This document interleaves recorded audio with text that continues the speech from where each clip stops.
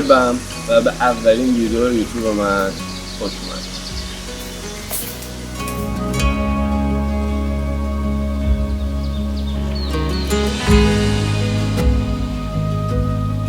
سه سال میگذره از اولین روزی که علاقه پیدا کردم به یوتیوب.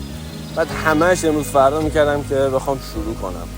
یه خورده سخت بود برام این که مثلا جلو دوربین بخوام باشم و این خجالت کشیدنه و حالا نخواستم به هر نحوی خودم رو نشون بدم. یه خورده چجوری بگم منو تو چالش قرار میداد که جلو دوربین نتونستم قرار بگیرم، حالا چه تجهیزات نداشتم، چه وقت نداشتم، چه حالا هر چیز دیگه. ولی خب بالاخره الان اولین ویدیو یوتیوبمو دارم میگیرم. خیلی برام سخته.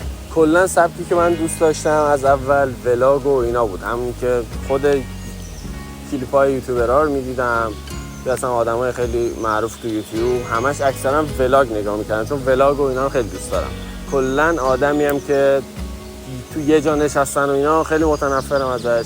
خیلی دوست دارم تو بیرون بیشتر کارمو انجام بدم تا مثلا بخوام پشت میز و یه سیستم و اینا بشینم حرف بزنم، حالا هر چالشی هر کاری اینا خیلی بدم میاد.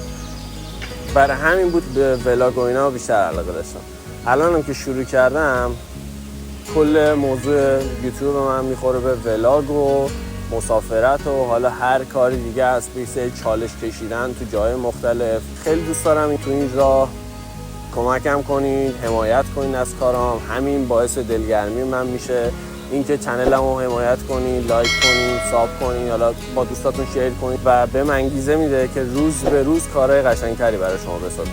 حالا چه از الان که با کمترین امکانات نمیگم، ولی خب با حداقل ترین چیز ممکن دارم شروع میکنم، نه ستاپ قوی نه نمیدونم هر چیزی، ولی خب دوست داشتم شروع کردم. بالاخره ترسمو کنار گذاشتم و شروع کردم و خوشحال میشم که تو این مسیر کمکم کنین. هر نکته‌ای شده باز تو کامنت ها بهم بگین یا تو دایرکت بهم بگین، بهم دلگرمی بده. همین که میفهمم برای بعضی از افراد این کار من مهمه یا ارزش داره، خیلی برام راضی کننده است. شروعش یه خورده با صدای چی بود؟ سخته اینکه نه این یه تیکم دوباره کات میزنم.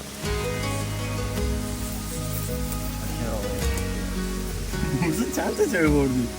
ها؟ چند تا چای بردی؟ یه دونه خوش که بر آب کنم کوهود من دمش